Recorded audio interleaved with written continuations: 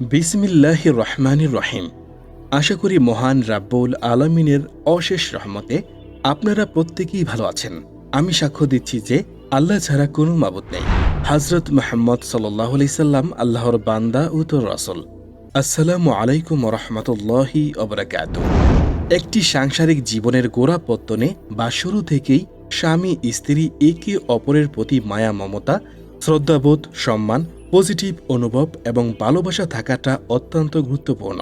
আবার স্বামী ও স্ত্রীর পারস্পরিক ভালোবাসাকে ইসলাম এতটাই গুরুত্বের চোখে দেখেছে যে স্বামীর জন্য তার স্ত্রীকে ভালোবেসে মুখে খাবার তুলে দেওয়াকেও সাদাকা হিসেবে আখ্যায়িত করেছে। কোনো স্বামী যদি তার স্ত্রীর ভরণ পোষণের জন্যও টাকা ব্যয় করে তবুও তা সদগাহ রূপে পরিগণিত হয়। হযরত সাদ ইবনে আবু ওয়াক্কাস রাদিয়াল্লাহু আনহু থেকে বর্ণিত, রাসূলুল্লাহ সাল্লাল্লাহু আলাইহি সাল্লাম বলেন, তুমি আল্লাহর সন্তুষ্টি লাভের আশায় যাই খরচ করো না কেন, তোমাকে তার জন্য তোমাকে নেকি এবং সওয়াব অবশ্যই দেওয়া হবে। এমনকি তুমি যদি তোমার স্ত্রীর মুখে যে খাবারও তুলে দাও তার জন্যও তোমার আমল নামায় নেকি লিপিবদ্ধ হয়ে যায়। সুবহানাল্লাহ। প্রিয় দর্শক, আজকে আমরা জীবন ঘনিষ্ঠ এমন একটি অত্যন্ত গোপনীয় এবং গুরুত্বপূর্ণ বিষয় নিয়ে আলোচনা করব ইনশাআল্লাহ, যা আমাদের মধ্যে অনেকেই আলোচনা করতে চান না, অথচ এই বিষয়গুলো জানা এবং মেনে চলা প্রত্যেকের অবশ্যই প্রয়োজন। আর সেটি হলো, স্বামী স্ত্রীর সহবাসে এমন কিছু ভুল কাজ করে ফেলেন যার কারণে একদিকে যেমন মারাত্মক গুনাহ হয়ে থাকে, অন্যদিকে এর কারণে আমাদের ঘর থেকে বরকত উঠে যায়, মানুষের হায়াত কমিয়ে দেয়, সংসারে অভাব অনটন লেগেই থাকে, মানসিক অস্থিরতা বেড়ে যায়, দিন দিন মানুষের চেহারা ও যৌবন নষ্ট হয়ে যায়, অল্প বয়সে বুড়ো হয়ে যায়, সময়ের আগে মাথার চুল পেকে যায়, আত্মিক ও মানসিক শান্তি বিলীন হয়ে যায়, অথচ আপনি টেরও পাচ্ছেন না। তাই কেউ আজকের পর থেকে বলেও এই কয়েকটি ভুল কাজ কখনোই করবেন না। তাই আবারও বলছি, আজকের ভিডিওটি সকল ভাই ও বোনদের জন্য অনেক অনেক বেশি গুরুত্বপূর্ণ। ভিডিওটি না টেনে ভিডিওটি শেষ পর্যন্ত দেখতে থাকুন, তা না হলে পরে বড় বিপদে পড়ে যাবেন। তাই ভিডিওটি যারা শেষ পর্যন্ত দেখবেন তারা কমেন্টে আমিন লিখে জানাবেন। মহান আল্লাহ পাক বলেন, হে মানব সমাজ, তোমরা তোমাদের পালনকর্তাকে ভয় করো, যিনি তোমাদেরকে এক ব্যক্তি থেকে সৃষ্টি করেছেন এবং যিনি তার থেকে তার সঙ্গিনীকেও সৃষ্টি করেছেন, আর বিস্তার করেছেন তাদের দুজন থেকে অগণিত পুরুষ ও নারী। এক, সহবাসের স্বাভাবিক নিয়ম হল স্ত্রী নিচে থাকবে আর স্বামী উপরিভাগে থাকবে এবং উপরিভাগ থেকে সহবাস করবে। মহান আল্লাহ তাআলা পবিত্র কোরআনে বলেন, অতএব পুরুষ যখন নারীকে আবৃত্ত করল তখন সে গর্ভবতী হল, অতি হালকা গর্ভ, তাই নিয়ে সে চলাফেরা করতে থাকল। অর্থাৎ এখানে আবৃত্ত কথাটি দ্বারা স্বামী তার স্ত্রীর উপরে বোঝানোর ইঙ্গিত হতে পারে, কেননা কোনো কিছু স্বাভাবিকভাবে আবৃত্ত করতে হলে সাধারণত উপর থেকেই আবৃত্ত করতে হয়। আল্লাহু আলাম। তবে আজকাল মেডিকেল সায়েন্স বারে বারে এই বিষয়ে খুব জোর দিয়ে বলে থাকেন যে স্ত্রী নিচে থেকে এবং স্বামী উপরিভাগ থেকে মিলিত হলে তাতে সঠিক গর্ভধারণ হওয়ার সম্ভাবনা অনেক বেশি। স্ত্রী যদি স্বামীর উপরিভাগে থাকে বা উপর থেকে বসে সহবাস করে, এমত অবস্থায় যদি পুরুষের শুক্র স্খলন হয়ে যায়, তাহলে চিকিৎসা বিজ্ঞানীদের মতে তখন অনেক সময় দেখা যায় এমনও হতে পারে যে সেখানে সম্পূর্ণ বীর্য বের হয় না, ভেতরে থেকে যায় অনেকটা, অথবা শুক্র মূত্রথলিতে চলে যাওয়ার একটা প্রবল আশঙ্কা থাকে, যার ফলে অনেক জটিল সমস্যার সৃষ্টি হতে পারে। ইউরিনারি ট্র্যাক ইনফেকশন বা ইউটিআই রোগ হয়ে থাকে এবং পেশাবের থলিতে পাথর হওয়ার মতো ঘটনাও ঘটে থাকে এবং আরও বহু ধরনের রোগ হওয়ার আশঙ্কা থাকে। তবে এতে যে আপনার গুনাহ হবে তা নয়, কারণ রাসূল সাল্লাল্লাহু আলাইহি সাল্লাম বলেছেন, যেদিক থেকে হোক না কেন সকলভাবেই স্ত্রীর জরায়ুর পথে সহবাস করা জায়েজ আছে। তো প্রিয় দর্শক, চলুন এবার আমরা জেনে নেই সহবাসের সময় যে 13টি ভুল কখনোই করবেন না। প্রথম ভুল হলো, স্বামী স্ত্রী সহবাস করার পূর্বে ভালো করে গোসল করে নেওয়া উত্তম, কারণ প্রত্যেক সহবাসের পূর্বে গোসল করা মুস্তাহাব এবং দ্বিতীয়বার সহবাস করার আগেও পুনরায় ওযু করে নেবেন। হযরত আবু সাইদ খুদরি রাদিয়াল্লাহু আনহু থেকে বর্ণিত, নবী সাল্লাল্লাহু আলাইহি সাল্লাম বলেন, যখন তোমাদের কেউ নিজ স্ত্রীর সাথে সহবাস করার পর আবার যদি সহবাস করতে চায়, তখন সে যেন এর মাঝখানে ওযু করে নেয়। দ্বিতীয় নাম্বার হলো পেশাব পায়খানার চাপ নিয়ে সহবাসে যাওয়া। সহবাসের আগে তীব্র প্রস্রাব পায়খানার বেগ থাকলে তা সেরে নিতে হবে, কারণ দীর্ঘ সময় পায়খানা ও প্রস্রাব চেপে রাখার ফলে নানা রকম শারীরিক জটিলতার মধ্যে পড়ে থাকেন। প্রস্রাব চেপে রাখার কারণে ব্লাডার ফুলে যেতে পারে। সেই সঙ্গে কারো যদি আগে থেকে কিডনিতে কোনো সমস্যা থাকে এবং সেই ব্যক্তি যদি নিয়মিত প্রস্রাব চেপে রাখে, তাহলে ক্রমে তার কিডনির কার্যক্ষমতা হারাতে শুরু করবে। আর এর ফলে সবচেয়ে বেশি হয় ইউরিনারি ট্র্যাক ইনফেকশন, যাকে বলা হয় মূত্রনালীর সংক্রমণ। এটা তখনই হয় যখন বেশিক্ষণ প্রস্রাব চেপে রাখা হয়। এর ফলে ব্লাডারে যে জীবাণু জন্মায় তা থেকে পরবর্তীতে অন্য সমস্যাও তৈরি হয়। যেমন বারবার যদি কারো এটি ইউটিআই হয়, তাহলে তা নারীর প্রজনন ক্ষমতার উপর নেতিবাচক প্রভাব ফেলতে পারে। এছাড়াও তীব্র প্রস্রাবের বেগ থাকার কারণে গনোরিয়া সহ অনেক যৌন রোগ হতে পারে এবং প্রস্রাব পায়খানা আটকে রেখে সহবাস করলে অর্শরোগ হতে পারে। আবার এটাও খেয়াল রাখতে হবে যেন সহবাসের পর কিছুটা হলেও প্রস্রাব করে নেওয়া যায়। তাই সহবাসের বেশ কিছুক্ষণ আগে প্রস্রাব করা উত্তম এবং সহবাস শুরু করার পূর্বে কিছুটা পানি পান করে নেওয়া উত্তম, কারণ সহবাসের পর সামান্য পেশাব করার ফলে পেশাবে থাকা অ্যাসিডের কারণে তা আপনার বিশেষ অঙ্গকে জীবাণুর আক্রমণ থেকে বাঁচাবে। ৩ নাম্বার ভুল হলো সহবাসের কথা অন্যকে বলে দেওয়া। আর একটা কথা মনে রাখবেন, স্বামী স্ত্রীর মধ্যে যতই মনোমালিন্য হোক না, তা অন্যের নিকট বলবেন না, এবং স্বামী স্ত্রী একান্তে কি করেছেন সেসব কথা বাহিরের লোকজনকে বলবেন না, সে যতই নিকট বন্ধু বান্ধবী হোক। কারণ আপনি যখন তার কাছে সহবাসের কথা বলবেন, তখন সে মনে মনে একটা চিত্র অঙ্কন করতে থাকবে, যেটা কিনা গুনাহের কারণ হতে পারে। তাছাড়া রাসূল সাল্লাল্লাহু আলাইহি সাল্লাম বলেছেন, কিয়ামতের দিন আল্লাহর কাছে নিকৃষ্টতম মানুষ হবে সেই ব্যক্তি যে নিজের স্বামী বা স্ত্রীর সহবাসের কথা বা স্বামী স্ত্রীর গোপন কথা অন্যকে বলে বেড়ায়। অন্য হাদিসে রাসূল সাল্লাল্লাহু আলাইহি সাল্লাম বলেছেন, আল্লাহর কাছে সর্বাপেক্ষা বড় আমানতের খেয়ানতকারী ওই ব্যক্তি যে নিজের স্বামী স্ত্রীর গোপনীয়তা ফাঁস করে দেয়। ৪ নাম্বার ভুলটি হল সহবাসের পূর্বে নেশা জাতীয় দ্রব্য সেবন করা থেকে বিরত থাকতে হবে এবং পান, সিগারেট বা পেঁয়াজ রসুন খাওয়া থেকেও বিরত থাকতে হবে। বর্তমান সময়ে অনেক যুবক মদ, সিগারেট বা কোনো বদ নেশার সঙ্গে যুক্ত। এতে মুখে ও শরীরে দুর্গন্ধ সৃষ্টি হয়। তাই এভাবে স্ত্রীর কাছে যাওয়া ঠিক নয়।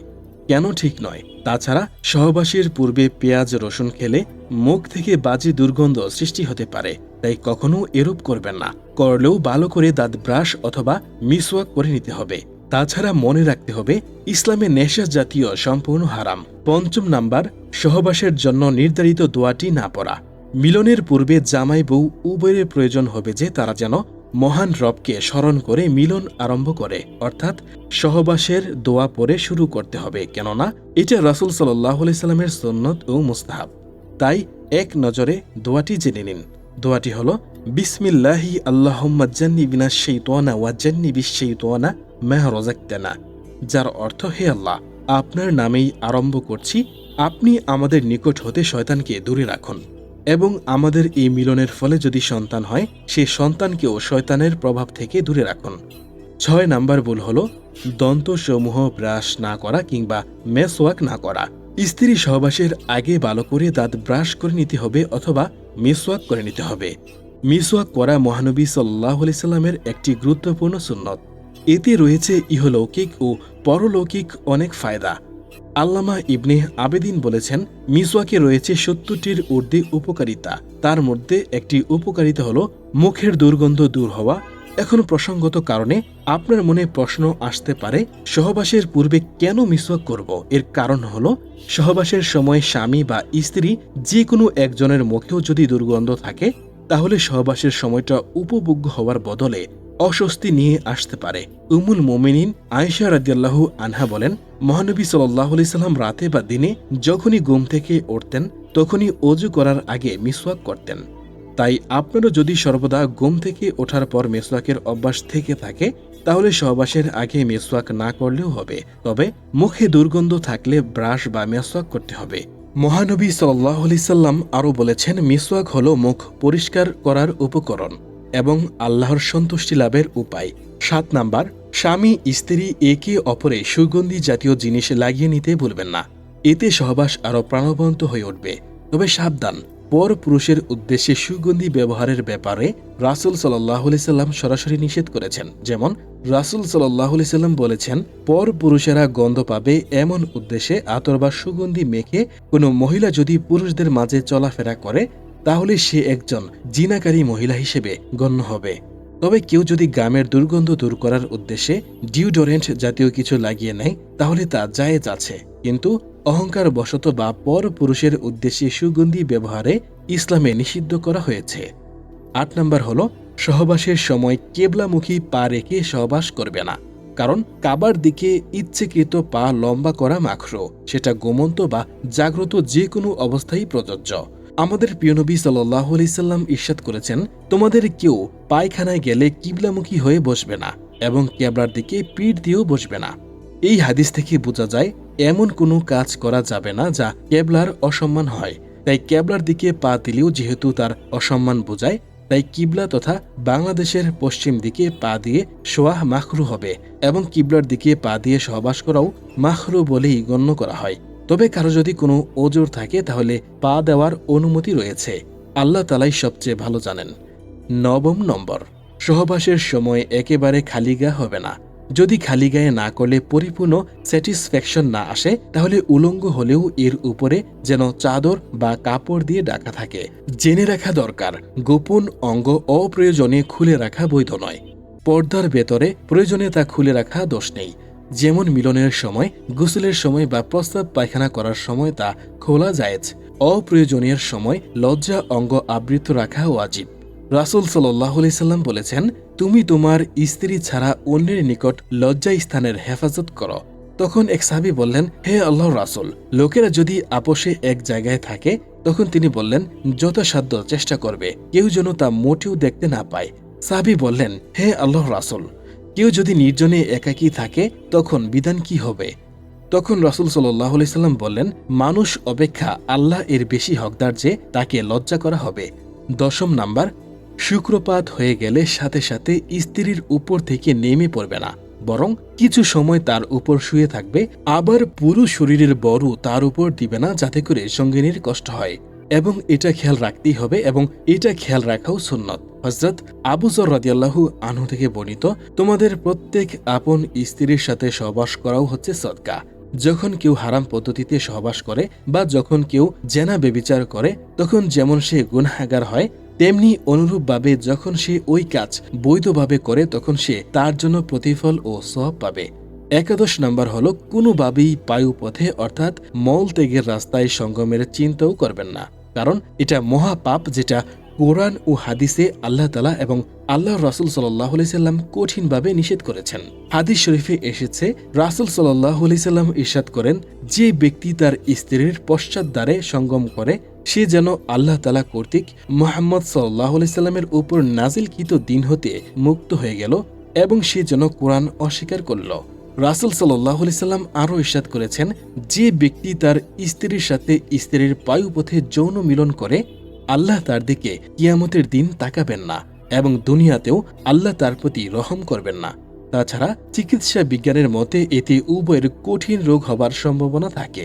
বারবার স্ত্রীর বায়ুপথে বায়ু সঙ্গম করলে গুরুত্বপূর্ণ সময় ইমার্জেন্সি সময়ে পায়খানা আটকে রাখা যায় না বা বায়ুপথ ডিলে হয়ে যাওয়ার কারণে টয়লেটে যাওয়ার আগেই কাপড় নষ্ট হয়ে যেতে পারে।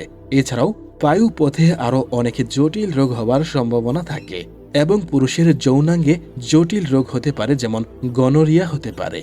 ১২ নম্বর হলো কোনো অবস্থাতেই নেশা জাতীয় খাদ্য বা কোমল পানীয় খেয়ে বা পান করে সহবাস করতে যাবেন না, কারণ এই সময় বীর্যের গঠন ঠিক থাকে না, ফলে সহবাসের স্বামী স্ত্রী কেউই পূর্ণ তৃপ্তি পাবে না। ১৩ নম্বর হলো কারো সামনেই সহবাস করবেন না, এমনকি নিজের ২.৫-৩ বছরের শিশুর সামনেও সহবাস করবেন না, কারণ এতে সেই শিশুটি মানসিক ট্রমা নিয়ে বেড়ে ওঠার কারণে ভবিষ্যতে মানসিক বিকাশে বাধাপ্রাপ্ত হতে পারে। এই জন্যই দেখবেন বেশিরভাগ শিশু বা সন্তানেরা মায়ের থেকে পিতাকেই ভয় পায়, কেননা ছোটবেলা যখন তার সামনে সহবাস করা হয় তখন সেই স্মৃতি তার মনে না থাকলেও তার অবচেতন মনে সেই পিতাকে অত্যাচারী বা ভয়ঙ্কর প্রভাবশালী হিসেবে সেই স্মৃতি গেঁথে যায়। যাই হোক, আর সহবাসের পর গোসল করা সম্ভব না হলেও লজ্জা অঙ্গ ধৌত করে অন্তত ওযু করে ঘুমাবেন, কেননা হযরত আব্দুল্লাহ ইবনে ওমর রাদিয়াল্লাহু আনহু থেকে বর্ণিত, রাসূলুল্লাহ সাল্লাল্লাহু আলাইহি ওয়াসাল্লাম সমীপে ওমর ইবনু খাত্তাব রাদিয়াল্লাহু আনহু উল্লেখ করলেন, রাত্রিতে সে যদি স্বপ্নদোষ বা স্ত্রী সহবাসের কারণে অপবিত্র হয় তাহলে তার করণীয় কি? এই প্রসঙ্গে রাসূলুল্লাহ সাল্লাল্লাহু আলাইহি ওয়াসাল্লাম তাকে বললেন, প্রথমে তুমি লজ্জাস্থান ধুয়ে ফেলবে এবং তারপর উত্তমভাবে হাত ধৌত করবে, তারপর ওযু করো এবং তারপর ঘুমাতে যেও। হযরত আয়েশা রাদিয়াল্লাহু আনহা থেকে বর্ণিত, তিনি বলেন, তোমাদের কেউ স্ত্রী সহবাস করলে অতঃপর গোসলের পূর্বে ঘুমাতে ইচ্ছা করলে সে যেন নামাজের অজুর মতো অজু করে এবং অতঃপর ঘুমাতে যায়। সর্বশেষ 14 নম্বর হলো স্ত্রীকে পরিপূর্ণ তৃপ্তি দান করার পূর্বে বিচ্ছিন্ন না হওয়া, কেননা এটিও রাসূলের সুন্নত এবং স্ত্রীর হায়েজ নেফাজের ঋতুকালীন সময় সহবাস করা নিষেধ রয়েছে, কারণ হায়েজ অবস্থায় জেনে শুনে স্ত্রী সহবাস করা হারাম।